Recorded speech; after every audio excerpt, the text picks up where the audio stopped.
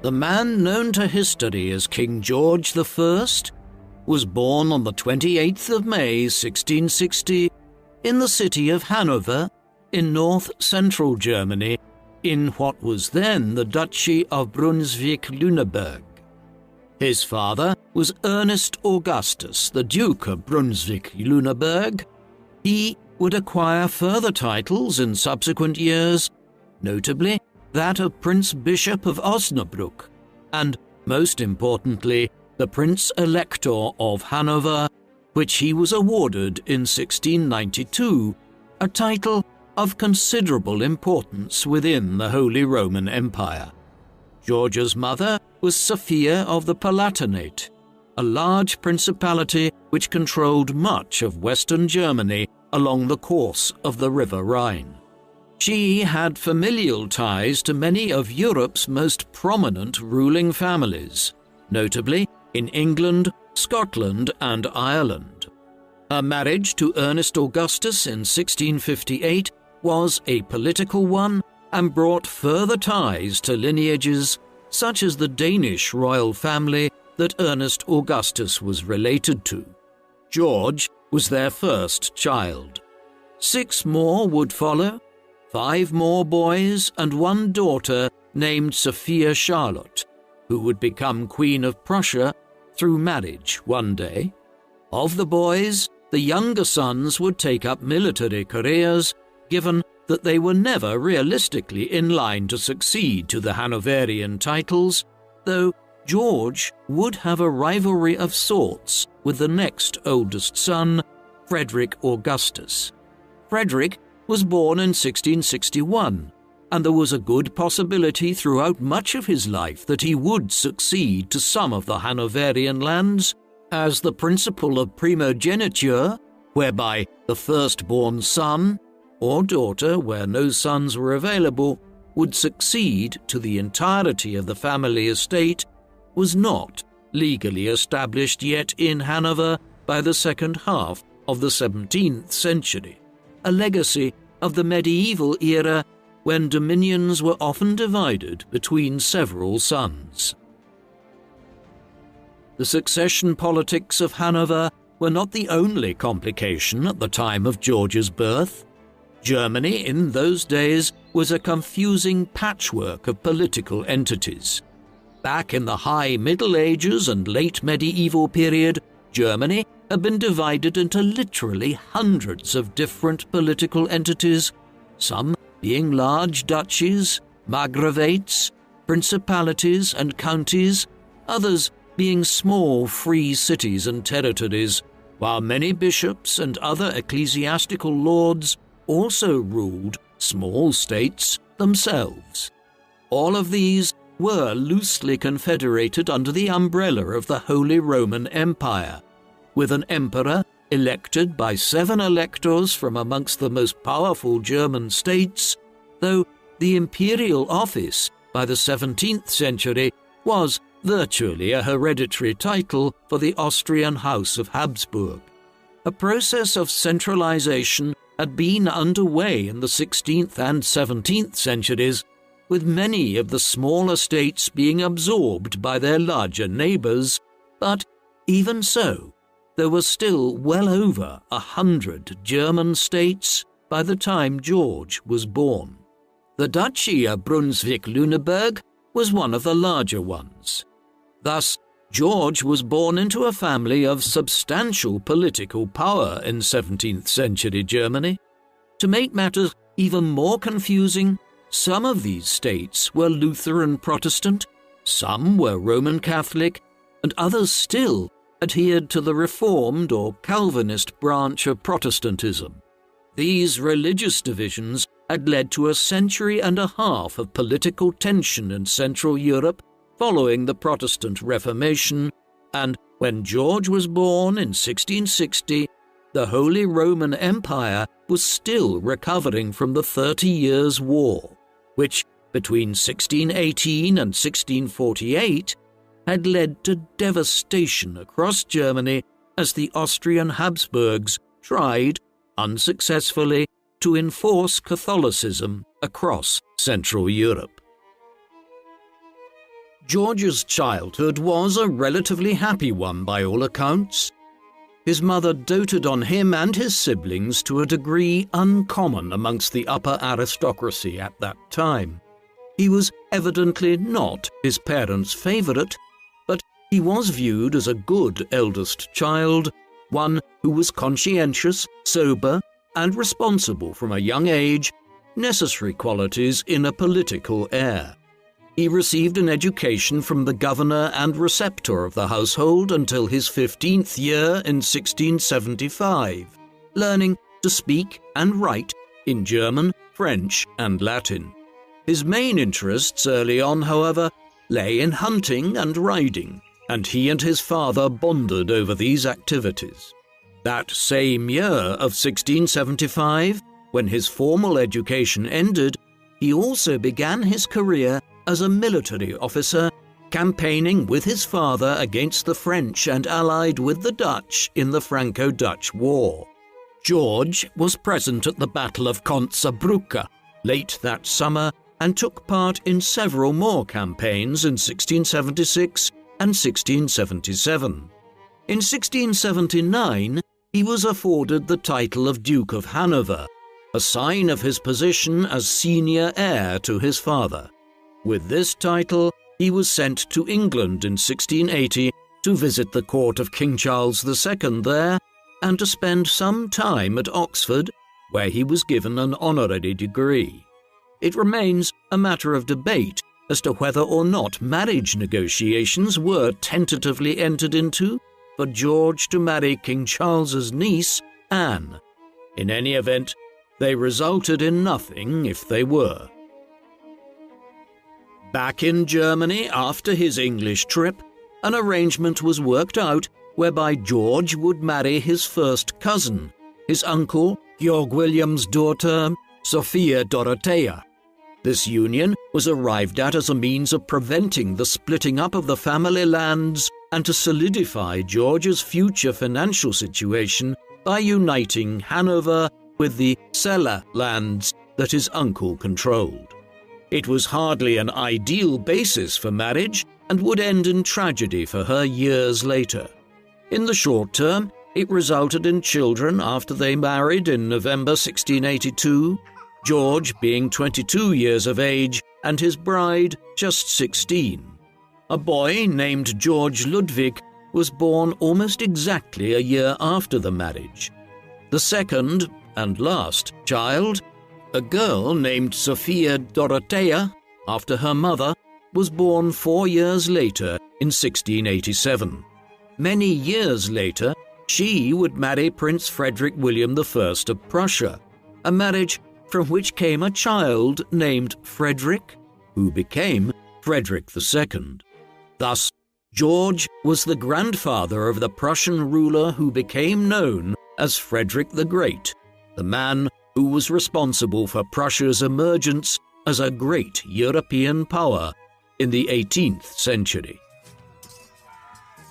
Not long after he married Sophia Dorothea, George was involved in one of the most seismic events in early modern European history, though one that is largely forgotten about today. For 300 years since the late 14th century, the Ottoman Turks had been expanding their control over the Balkans, while their empire eventually grew to include the Levant and most of North Africa as well, meaning that Ottoman fleets controlled much of the Mediterranean Sea. Since the 1520s, they had controlled most of Hungary and other parts of the Carpathian Basin. Now, in 1683, the Grand Vizier of the Ottoman government, Kara Mustafa Pasha, attempted to capture the city of Vienna from the Austrian Habsburgs and laid siege to the Austrian capital with an army of 150,000 men. The city was comparatively underdefended and would surely have fallen to the Turks had a grand alliance of Christian states of Central Europe not been formed by John III Sobieski, King of Poland, and Grand Duke of Lithuania. Hanover contributed to the relief effort and George headed along to campaign to Vienna, fighting in the Great Battle of Vienna on the 12th of September 1683, a clash which resulted in Christian victory and stopped an Ottoman expansion into Central Europe. The brothers continued to campaign against the Turks periodically in the years that followed, as an alliance of Christian states in Central Europe became determined to push the Ottoman Empire back and ensure it never posed a threat to Vienna again. Eventually, in 1791, George's brother Frederick would be killed while campaigning. By then, though, the possibility that George and he would split the Hanoverian dominions between them was gone. Much to Frederick's frustration, in the mid-1680s, their father had decreed that henceforth Hanover would follow the principle of primogeniture and that all of his lands would consequently pass to George upon his death, provided his eldest son was still alive at that time. It was a very belated decision in Europe, where virtually every other major power had adopted primogeniture centuries earlier. Not long after Frederick's death, the political importance of the state George would one day inherit increased sizably. Since the mid-14th century, there had typically been 7 prince-electors within the Holy Roman Empire that elected the Holy Roman Emperor whenever that office fell vacant. These were the King of Bohemia, the Duke of Saxony, the Margrave of Brandenburg, the Count Palatine of the Rhine, and the Prince Archbishops of Mainz, Cologne, and Trier. During the 30 Years' War, the Count Palatine of the Rhine had been replaced briefly by the Duke of Bavaria as a reward for Duke Maximilian I's loyalty to the Austrian Habsburgs. When the war ended, the Count Palatine was readmitted, increasing the number of electors to 8. This created a voting problem, as an even number of electors could become deadlocked with equal votes for 2 different candidates. There were growing calls thereafter for a 9th elector to be added, ones which became even more vocal from 1685 onwards, after Philip William of Neuburg became Count Palatine of the Rhine. Philip William was a Catholic, and his accession threw the religious balance of the Electoral College out of order.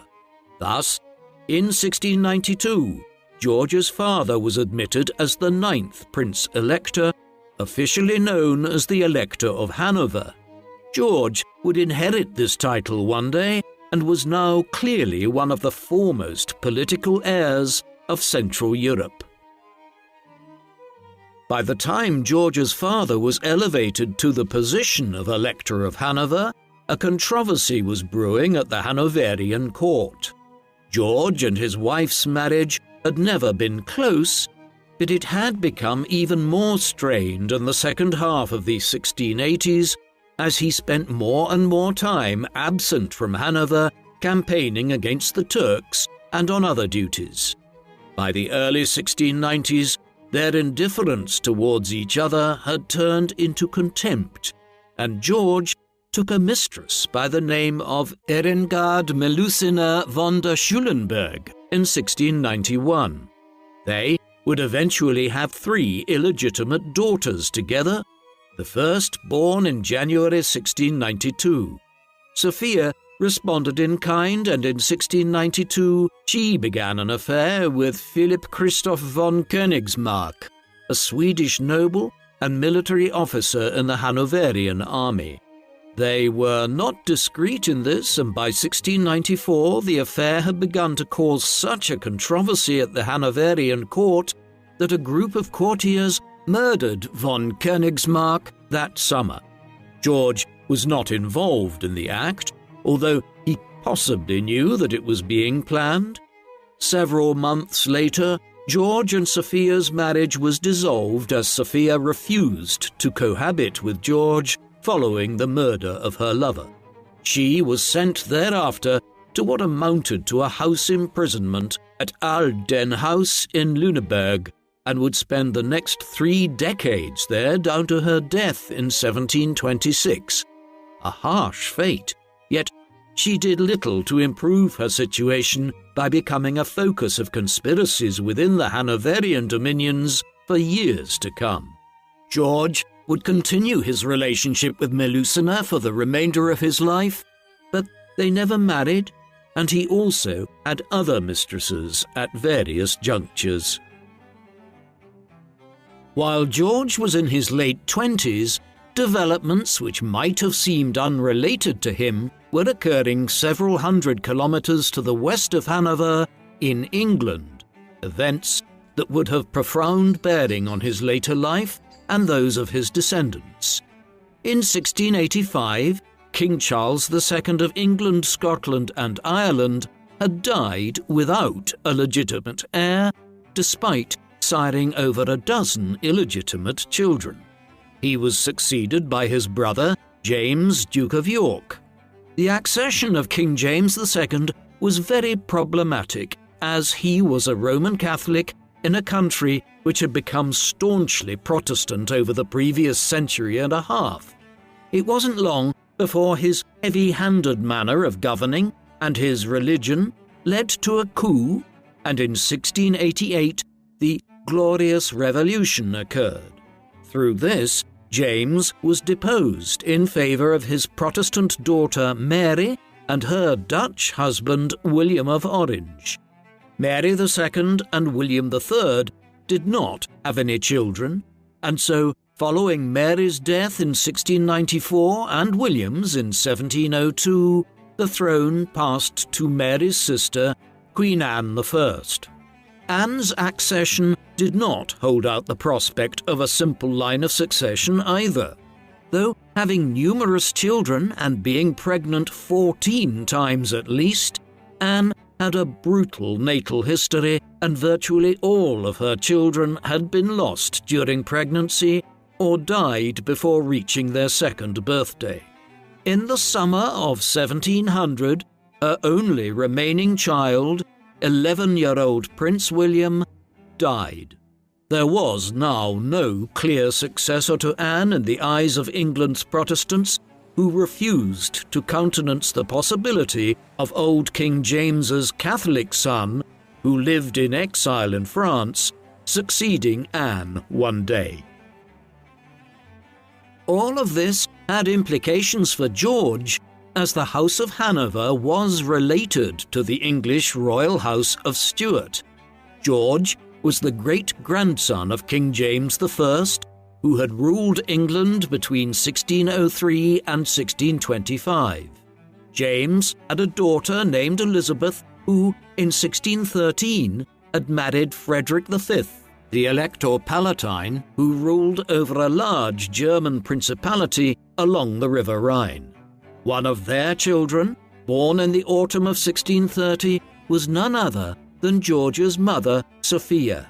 As such, George had a claim to the English throne, one which was further solidified in 1701 when the English Parliament passed an Act of Settlement that legally prohibited any Roman Catholic from succeeding to the throne of England, a measure designed to block the Catholic branch of the House of Stuart from resuming the throne once Anne died.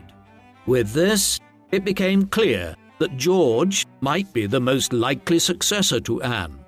There was precedent for a foreigner succeeding to the English throne in this way. After all, George's great-grandfather, King James I, was a Scotsman who had succeeded to the English throne back in 1603 by right of being the great-great-grandson of King Henry VII of England, the founder of the Tudor dynasty back in 1485. George's father died in late January 1698. With that, George ascended as Prince-Elector of Hanover at 37 years of age, and with the associated titles of Duke of Brunswick-Lüneburg and Prince Bishop of Osnabrück. Over the next decade and a half, much of his focus would be on the War of the Spanish Succession, through which a grand alliance with Britain, Austria, the Dutch Republic, and smaller German states, such as Hanover, sought to prevent a member of the French royal family from succeeding to the Spanish throne following the extinction of the direct Habsburg royal line there in 1700, when King Charles II died. Hanover was one of the more minor players in the war, which was waged from 1701 down to 1714, though still an important partner of the British, fighting against some of the pro-French German states such as Bavaria and Brunswick-Wolfenbüttel. Throughout it, George was an active war leader, campaigning himself in person during most campaigns. His qualities as a general were considerable, and in 1707 he was offered the position of Imperial Field Marshal within the Holy Roman Empire. In the end, Hanover was one of the few states that emerged well out of the war after sheer exhaustion led to peace treaties being signed in 1713 and 1714, with its position as the ninth elector of the Holy Roman Empire acknowledged by all parties, and some lands gained at the expense of its smaller neighbours like Wolfenbüttel. Another of the main issues which would come to concern George in his time as Elector of Hanover was the Great Northern War. In the 16th century, numerous powers had emerged in northern and eastern Europe that became rivals for dominance of the Baltic Sea and the Baltic States region around modern-day Lithuania, Estonia and Latvia. The three main players were the Kingdom of Sweden, Tsarist Russia, and the Polish-Lithuanian Commonwealth, with the dual monarchy of Denmark-Norway also playing a part, and some of the smaller North German states being dragged into the conflicts occasionally. Wars had periodically occurred. They were all eclipsed, though, by the clash which broke out in 1700. The Great Northern War was launched by Peter the Great of Russia in an effort to end Sweden's dominance of the Baltic Sea and to acquire a Baltic Sea port for Russia, the region around modern-day St. Petersburg being controlled by Sweden in those times. Russia found allies in Warsaw and Copenhagen amongst the Poles, Lithuanians and Danes, while numerous other powers would be pulled in from time to time from around Europe in a clash that would last 21 years. George was always sympathetic towards the Russian cause. In appraising this position, one needs to consider that Sweden in the 17th century had taken control of much of the Baltic coastline of northern Germany around Mecklenburg eastwards into Pomerania. With Hanover's lands lying just to the south, anything which weakened the Swedes could potentially be in Hanover's interests. Consequently, George informally allied himself with Russia, the Poles, and the Danes, though he did not enter the war for many years. Indeed, Russian victory at the Battle of Poltava in 1709 seemed to have brought the war to an end in Swedish defeat, but in 1715, King Charles XII of Sweden returned home after years in exile and reignited the conflict. At this juncture, George decided to enter the war fully on the side of Russia and Peter the Great's other allies, hoping to gain land in the eventual peace negotiations. In the years that followed, George contributed tens of thousands of troops towards the war in northern Europe, as Charles XII tried to re-establish Swedish dominance over the Baltic and to conquer Norway from the Danes. His death at the siege of Fredriksten in November 1718 ended matters for the most part, and the new Swedish government quickly sought to bring the Great Northern War to an end. George benefited immensely from the difficult position the Swedes were in, and through the Treaty of Stockholm, signed in November 1719, his negotiators secured the duchies of Bremen and Verden in northern Germany as the spoils of war. For all of the time that Hanoverian troops were fighting the Swedish, George was directing their activities from England rather than Germany. On the 1st of August 1714, George's cousin Queen Anne died. Her death came 8 weeks after that of George's own mother Sophia at 83 years of age. Hence, the way was cleared for George to succeed Anne as King of Britain and Ireland.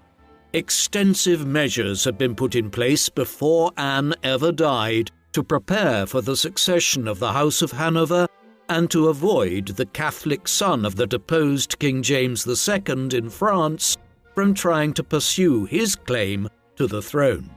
Thus, in an age before telecommunications of any kind, George had already been proclaimed as the King of Britain and Ireland in London long before he even knew that Anne was dead. It would be days before he learned of the events, and then it took several weeks for the preparations to be made for him to travel to England and to enter London as the new monarch. Subtle signs of his accession were seen in the royal documentation which was associated with the succession, the new king signing documents with the anglicised version of his name, George, with an E, rather than the German Georg, without an E, within days of ascending to the throne. George landed at Greenwich near London on the 18th of September 1714 with a large party of German nobles and courtiers, including his mistress and his children. 2 days later, the royal party entered London around midday, the procession proceeding slowly through the capital over a course of several hours, so that the over 500,000 inhabitants of the city had a chance to see their new monarch in an age when the physical presence of the king and his image on coins were the only real mechanisms for projecting royal power into the public domain. All told, it was a fairly seamless succession, given the variables involved and the threat of the plans being destabilized in a country where many people were distinctly unhappy with the idea of a German dynasty ascending as the royal family, no matter their relation to the House of Stuart. Matters were not helped by the fact that George arrived in England unable to speak the language of his subjects, although he could converse in French with many people in government and with the nobility, as this was the lingua franca of European court society in the 17th and 18th centuries. Nevertheless, it was not a good look for a man who was either fully or partially proficient in German, French, Latin, Dutch, and Italian to have not bothered to begin learning English years earlier in expectation of becoming King of Britain. While the Hanoverian succession had been effected with few problems in London when George and his court arrived there in September, the signs of discontent were more tangible elsewhere. Riots and public disorder offences rose in the weeks that followed George's arrival in England in cities and towns across the country, peaking on the 20th of October, the day of the new king's coronation at Westminster, a service which was normally carried out in English, but which was celebrated in Latin so that George and his courtiers from Germany could understand what was being said. As undesirable as the riots were, they paled in significance to what occurred north of the border in Scotland. Tensions were still running high in Scotland in 1714 as a result of the 1707 Act of Union, which had joined the monarchies of England and Scotland into the new entity of Great Britain and had brought the Scottish Parliament to an end as well. In the months following the accession, many nobles there, led by the Earl of Mar, began plotting to restore the House of Stuart by declaring their support for James II's son, James Edward Stuart. In August 1715, they launched a short-lived rebellion in the Scottish Highlands. It proved relatively easy to suppress it by the end of the year, though corresponding revolts had been planned in Scotland and in parts of England around Bristol and along the southern ports.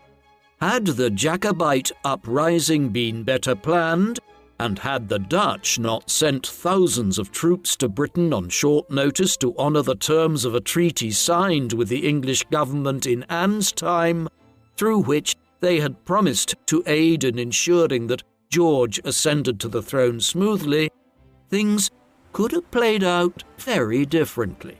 As it was, George's regime survived this initial scare quite easily. The political system in the country George had arrived to rule was substantially different to what he was used to in Hanover. Hanover was still an autocratic principality where the elector prince ruled in association with ministers and bureaucrats that he selected personally. Britain, by way of contrast, was already well along the way to becoming a fully fledged modern constitutional monarchy. The civil wars of the 1640s and the Glorious Revolution of 1688 had reduced the power of the monarchy and strengthened Parliament, the latter of which was a nearly permanently sitting body that governed the nation and its affairs. The senior officers of state, however, were still picked by the monarch rather than being elected, though they had to command some parliamentary support to remain in office. While nearly all of these constitutional changes had occurred during the Stuart era, George had his own place in British political history in being the monarch under whom the concept of a modern prime minister emerged. In the late 1710s, he came under increasing pressure from the Parliamentary House of Commons to appoint Robert Walpole, the Chancellor of the Exchequer, as head of the administration.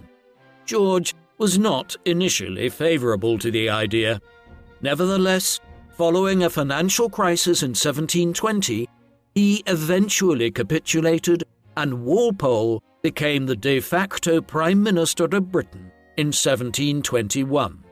He would hold that office for the next 21 years until 1742, becoming the longest-serving Prime Minister in British history, as well as the first.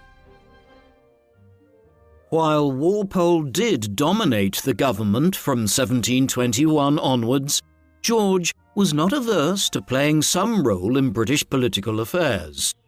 He had demonstrated this in 1717 when he pushed for the agreement known as the Triple Alliance. This was agreed between Britain, the Dutch Republic, and France, and was a major reorientation of European politics. For decades since the Franco-Dutch War broke out in 1672, England and the Dutch had generally been in conflict with France. The death of King Louis XIV in 1715 opened the way for realignment in such a way that would prevent the near-constant state of war that had existed between 1672 and 1714, with the Franco-Dutch War, the 9 Years' War, and the War of the Spanish Succession having mired Western and Central Europe in conflict for 28 of those 42 years.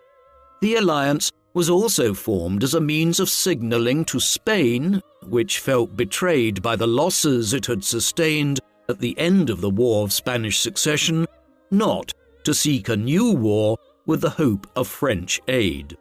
The Triple Alliance of 1717 was more of a non-aggression pact than a full military alliance, but it was effective all the same. In contrast to his time as Elector of Hanover, George's reign as King of Great Britain was markedly peaceful, with no major wars enveloping Europe again until the War of the Austrian Succession broke out in 1740. There were other issues which arose during the reign between George and some political groupings in England. One concerned religion and his attitude towards the Church of England. George was a Lutheran, a moderate Protestant.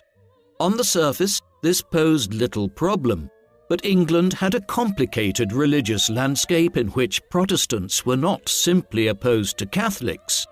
There were both moderate and radical forms of Protestantism, Anglicans, who conformed to the Church of England being the more moderate wing, while others were favourers of Calvinism, or Puritanism as it is termed in England.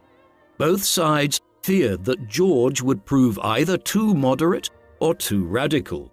In the end, he outflanked both sides by steering a via media, favouring a politique approach to religion, the primary goal of which was avoiding religious controversy of all kinds. Catholicism was the enemy in George's eyes, and so he sought to dampen religious tensions amongst Protestants. Elsewhere, when it came to Parliament, George was forced to make concessions in the form of the Peerage Bill of 1719, a piece of legislation which was introduced to halt the creation of new peers or nobles out of a general concern that too many Germans were being awarded British noble titles following the Hanoverian succession. The Peerage Bill was as much directed against the Prince of Wales as it was against the King himself. George's son, the future King George II, was a forceful figure who tried to play a role in British political life in the first years of his father's reign in Britain. This soon led to conflict between father and son in a relationship which had always been strained. Matters came to a head in 1717 over the arrangements for the baptizing of the Prince of Wales's son, George's grandson, Prince George William. The ceremony descended into an argument between the Prince of Wales and the Duke of Newcastle, leading to a challenge of a duel. Annoyed by this public display of impetuosity by his son, a rift ensued between king and prince, one that dragged on well into 1718. They were eventually reconciled to some extent, but the relationship between George and his heir was always a strained one. It is difficult to get a sense of who the man that was managing this transition in British government was. Historians have tended to view George as one of the most elusive and secretive of all the country's monarchs. There were contradictions. For instance, his correspondence with his daughter, Sophia Dorothea, indicates a loving parent. On the other hand, his treatment of his wife, Sophia's mother, was abysmal. The same contradictions existed when it came to his role as monarch. His failure to learn to speak English in advance of Anne's death, along with the sporadic manner in which he picked up some of the language thereafter, seems to indicate a lack of interest in what his British subjects thought of him. At the same time, however, there is evidence that when he did begin to learn more English in the 1720s, it was for the purposes of discerning how he was being written about in the English newspapers. He was socially awkward and never became comfortable in his position as head of a large royal court, yet in more relaxed environments behind closed doors with friends, he could be strikingly informal for a monarch, favouring bawdy jokes and being quite self-deprecating. One thing is for sure, he was not, as some earlier generations of historians made out, an unintelligent man. No ruler that was dim could have managed the Hanoverian succession as successfully as he did. Although he was not naturally inclined to be a sociable figure, George attempted to make himself a more publicly visible ruler in England than he had been in Hanover, the better to foster a closer relationship with his new subjects and offset the chances of any further revolts, such as those which had already marked the first year of his reign. A notable element of this was his public feasts that he held at one of the more prominent royal residences of the 18th century, Hampton Court. During the summers, he would invite dozens of guests to these feasts, held on the grounds of this location, while more still would be invited to attend the gardens there, where George would progress in the evenings, meeting his subjects and hearing their petitions. Through these interactions and his own efforts, he slowly began to learn English. How fluent he became has been debated, but there are government documents from the 1720s, years after he arrived in England, which demonstrate that he was able to read English to a certain extent by that time. He also presided over regular hunting trips to which members of England's nobility and political and economic communities were invited. Spending on his court was high and was geared towards winning over the political classes in England, cementing the status of the Hanoverian dynasty as the new royal family. It must be said that George's court did not offer patronage to many great thinkers. This, though, was something of an accidental happenstance of the times. It simply so happened that numerous prominent academics and artistic figures within British society had either died or were at the twilight of their lives when George came to the throne. John Locke, the great philosopher and essayist, had died in 1704. Christopher Wren, the brilliant architect who oversaw the reconstruction of London following the Great Fire of 1666, was still alive, though his foremost accomplishments were behind him when George came to England, and Wren died in 1723. Isaac Newton, the father of modern physics and one of the most accomplished scientists in human history, was kept on as Master of the Royal Mint by George, though he was already in his 70s at the time of the Hanoverian succession, and his most pioneering work lay behind him. Others, such as the poet Alexander Pope, who were in the full prime of their career, were satirists of the royal court. While there was no Wren, Locke, or Newton in their full brilliance for George to patronize, he did support the London theatres in the cultural sphere, with the Haymarket Theatre opening its doors in the capital in 1720. The king frequented the London theatres when productions of French plays by the likes of Molière, Corneille, and Racine were being staged, his limited grasp of English reducing the degree to which he favoured English playwrights. If there was one brilliant cultural figure associated with George's court in England, it was surely the composer George Frederick Handel. Born in Halle in Germany in 1685, Handel had learnt his craft in Germany and Italy before relocating to London in 1712 on an invitation from Charles Montague, the first Duke of Manchester.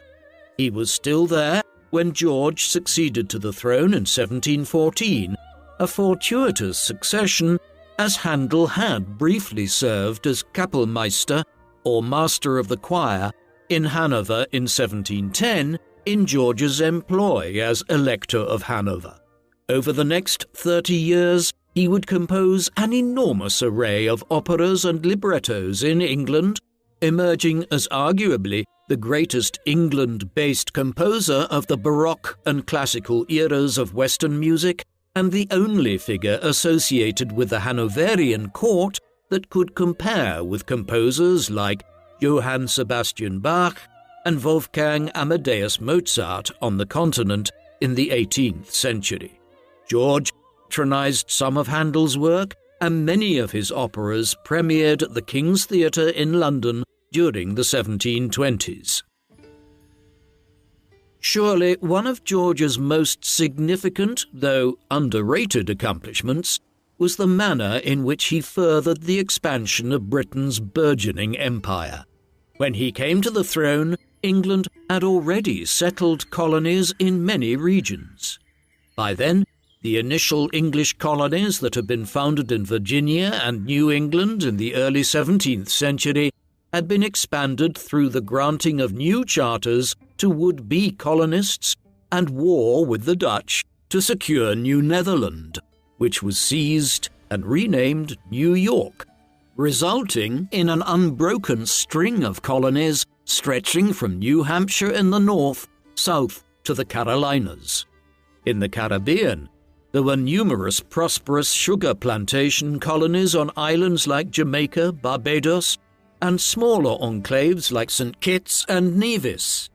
Elsewhere, while England only had a few coastal toeholds in India, its commercial activities here were expanding under the aegis of the English East India Company. This was a significant base to commence from.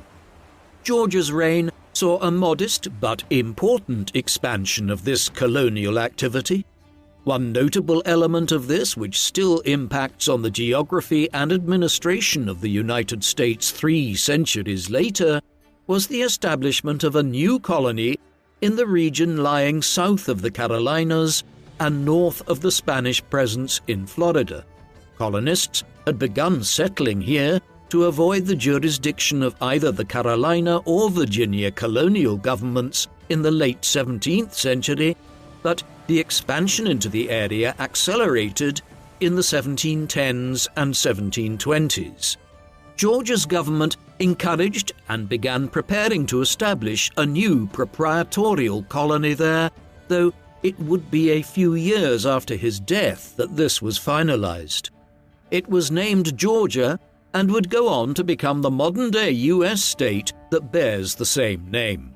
Elsewhere, a British colony on the island of Newfoundland in what is now eastern Canada that had been established during the latter stages of Queen Anne's reign was expanded by George's government, while in the Caribbean, the Bahamas became a British Crown colony in the 1720s after George's government had engaged in an extensive campaign to suppress the pirates operating here in the second half of the 1710s. In other respects, George's reign set more nefarious precedents. The 1710s and 1720s saw a considerable increase in Britain's involvement in the transatlantic slave trade, and the king himself benefited hugely from this trade.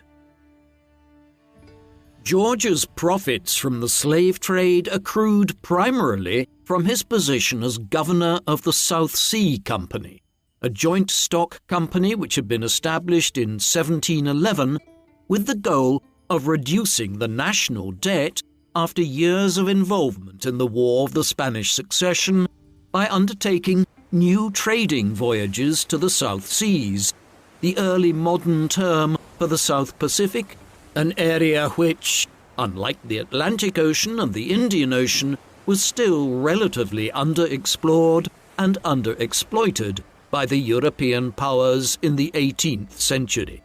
With the war coming to an end as George I took the throne, and with a new monopoly on slave trading between Africa and certain South American ports within Spain's empire as a concession of the peace talks, speculative investment poured into the South Sea Company. There had been economic bubbles already in the history of nascent European capitalism, notably the tulip mania in the Dutch Republic back in the 1630s, but this was the first instance of this on such a scale in England. Although it was a newly formed company and had realized no profits of any kind, when shares in the South Sea Company were floated in London in the late 1710s, a frenzy to acquire them began. The resulting bubble was exacerbated by the board members who exaggerated the scale of the perceived profits to be made. As a consequence, between late 1719 and May 1720, the price of shares rocketed up from just over £100 to £600, eventually reaching nearly £1,000 per share for a few days that summer. Then it all burst, and in the course of 1721, shares fell back to below £100. The South Sea Company did not go bust and would function as a valuable joint stock company until the mid-19th century, exploiting things like the whaling industry in the South Atlantic, but the South Sea bubble of 1720 ruined the personal finances of many individuals. Incredibly, even before the bubble burst, George's government had already passed the Bubble Act in June 1720, one which sought to prevent further economic bubbles of the kind that was still underway. Bizarrely, even as the government was legislating against it, speculators continued to invest in the bubble. Beyond these colonial ventures, George's reign saw a reaffirmation of what is often termed the blue water policy in Britain's imperial history.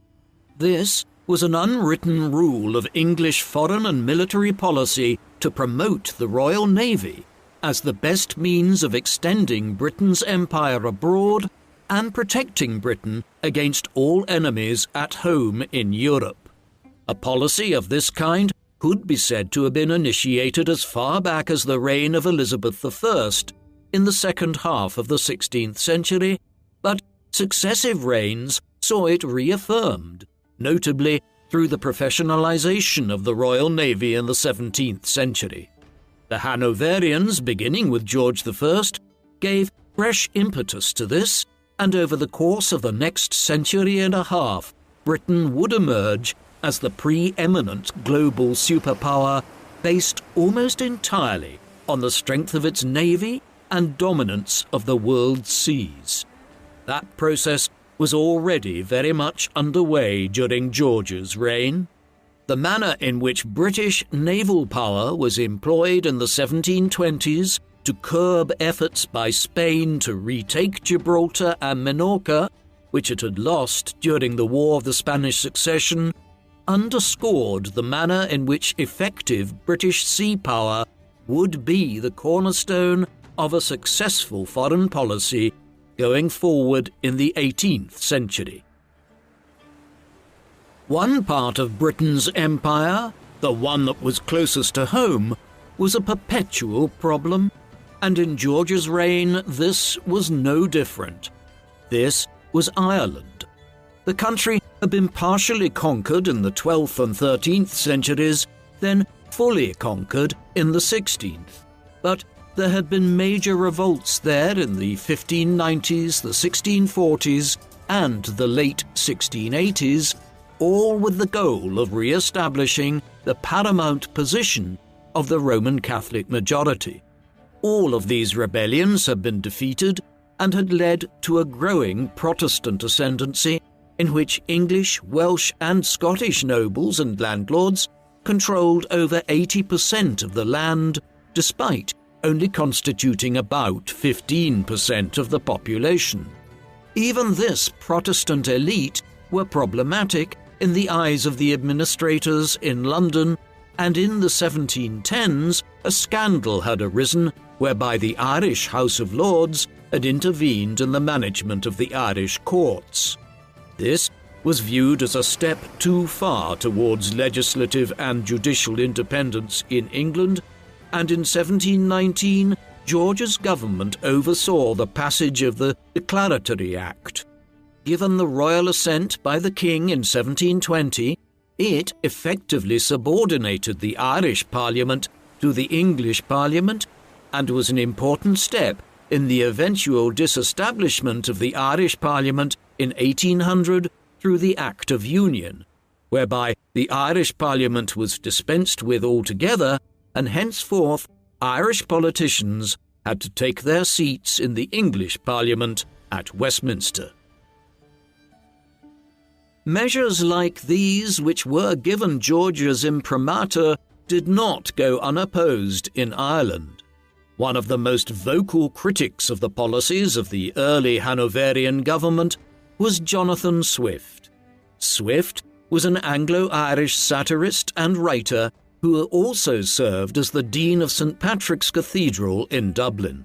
His reputation was already established by the time George ascended to the throne in England in 1714, but it was during George's reign that he wrote many of his most famous works, most of which were veiled critiques of Crown policy in Ireland. Gulliver's Travels, published in 1726, is the most well-known, but the text which most directly attacked the king and his government was the Drapier's Letters. These were a series of 7 pamphlets published in 1724 and 1725 in response to the granting of a license to produce copper coins in Ireland to William Wood, an ironmonger and manufacturer. The license was highly unorthodox and was only granted to Wood in 1722 because he had paid a huge £10,000 bribe to George's long-term mistress and the mother of his younger children, Melusine von der Schulenburg. In attacking Wood and the manner in which he had received his license to mint coins by bribing the royal mistress, Swift was taking a major risk, and the texts were published pseudonymously under the name M.B. Drapier, though it was widely known that Swift was the author. Swift only became more audacious in his satire, and towards the end of George's reign, he began working on what would eventually be published in 1729 as A Modest Proposal for Preventing the Children of Poor People from Being a Burthen to Their Parents or Country, a scathing attack on English attitudes towards poor Irish Catholics, in which he satirically proposed that children should be sold as food to the rich in order to disburden the Hanoverian state of the cost of providing them with charity. To add to the many overseas realms that George had to manage, he still had the government of Hanover to oversee. Unlike Britain, Ireland, and the British colonies in North America and the Caribbean, the German lands remained directly under George's control and were not subject to oversight by the British Parliament or George's ministers in England. Although he lived for most of his life after 1714 in England, George returned to Germany periodically, visiting in 1716, 1719, 1723, and again in 1725, the latter visit carrying on into early 1726. In total, he spent approximately 2.5 years in Hanover between 1714 and 1727.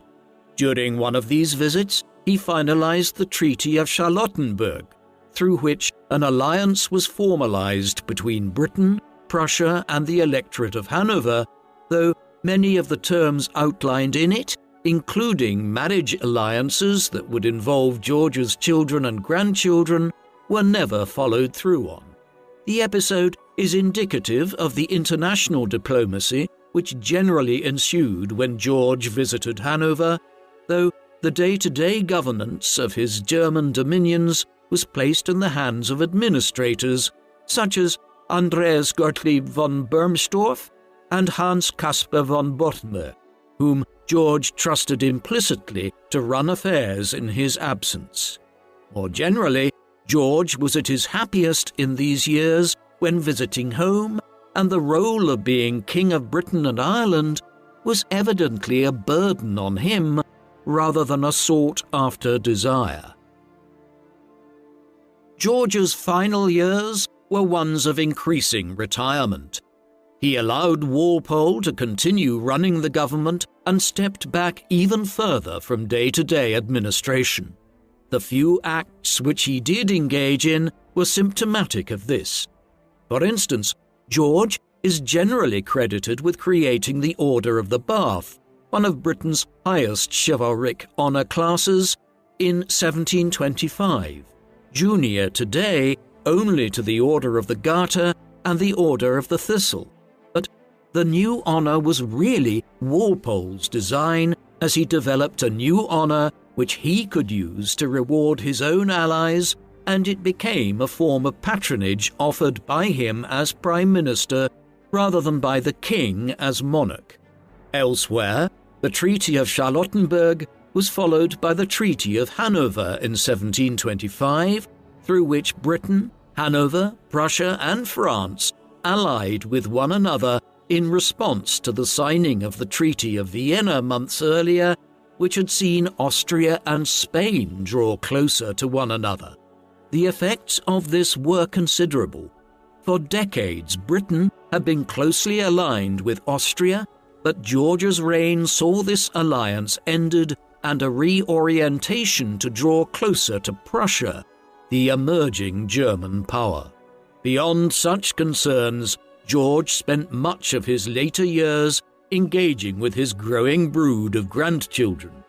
An interesting side note is that in the second half of 1726, he offered a home in exile to a young Voltaire, the future giant of the French Enlightenment, having had to absent himself from France after getting into an argument with the powerful Duc de Rohan. It was in England that Voltaire came into contact with an environment of liberality that he later claimed shaped his work for decades to come after he returned to France.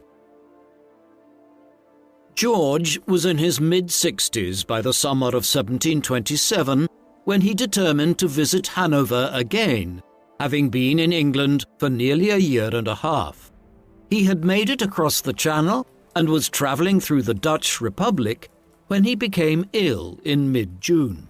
As the royal entourage stopped that evening, he complained of stomach cramps and chest pains, something which he initially attributed to indigestion from having consumed too much fruit the previous evening.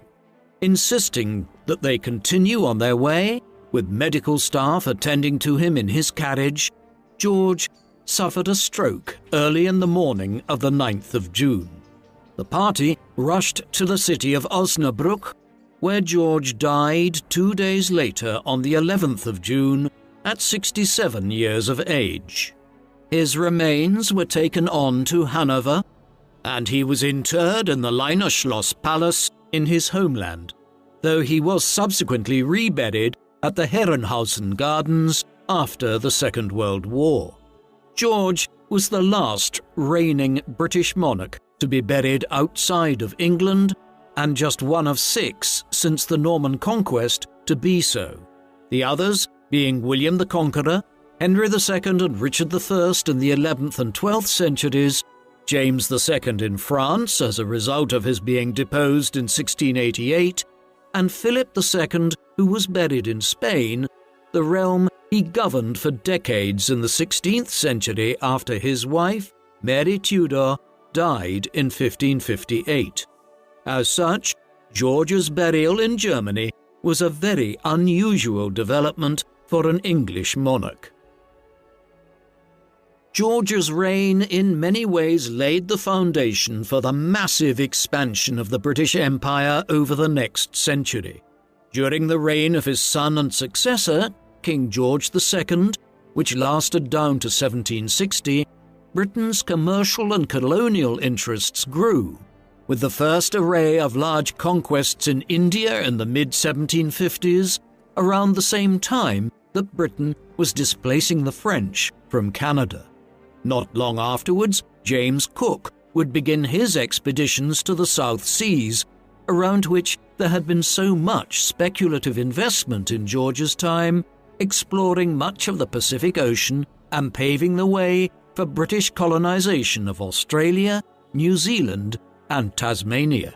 By the time George's great-grandson, King George III, died in 1820, the sun rarely set on the British Empire, and Britain had emerged as the wealthiest nation in the world, the home of the Industrial Revolution and modern capitalism.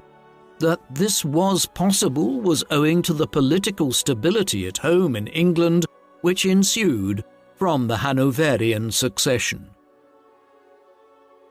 George I is a generally underappreciated British monarch. There are plenty of reasons why this is the case. Britain, for instance, did not fight in any major war during his reign, other than playing a small role in the Northern War, and he was a generally uncontroversial monarch. His reign was rather dull, in a sense, by comparison with the civil wars and political battles which characterized England's history in the 17th century, or indeed the much more colourful reign of his great-grandson George III, in whose time the American Revolutionary War was fought, the British Raj was formed, Britain led resistance to the French Empire of Napoleon Bonaparte, and the Industrial Revolution began. But, in a way, what Britain needed in 1714, when George came to the throne, was a dull monarch, one who would oversee the Hanoverian succession without arousing too much animosity, and who allowed the British political, economic and colonial system to continue evolving in the way it had been for decades, resulting in a growing commercial system and a constitutional monarchy that was beginning to resemble a modern parliamentary democracy. George might not have been a great monarch, but he was an ideal monarch to establish the Hanoverian dynasty and put Britain on the path to becoming the world's preeminent superpower in the 19th century. What do you think of George I? Was he, in many ways, Britain's most underappreciated monarch who, in his own uncontroversial way, steadied the British ship of state during the Hanoverian succession, and then paved the way for Britain's rapid imperial expansion in the 18th and 19th centuries? Please let us know in the comments section, and in the meantime, thank you very much for watching.